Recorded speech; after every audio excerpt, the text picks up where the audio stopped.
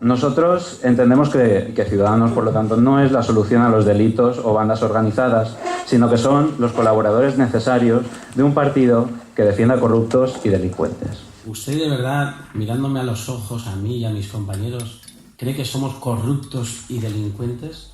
Usted lo que ha dicho es que desde el compañero de Ciudadanos o Ciudadanos está apoyando a un partido de corruptos y delincuentes.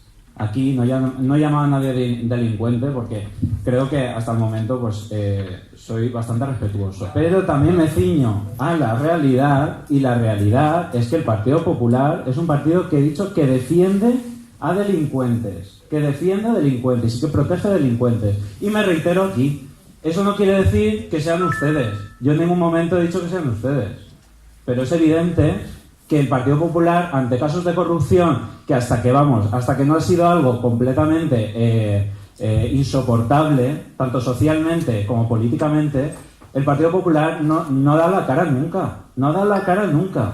Por lo tanto, me reitero aquí. Y ustedes, yo no les he dicho absolutamente nada. Yo no he dicho que sea un partido de delincuentes. Eso no lo voy a decir. He dicho que es un partido que orgánicamente, colectivamente, defiende y protege a los delincuentes. Y aquí mismo me reitero.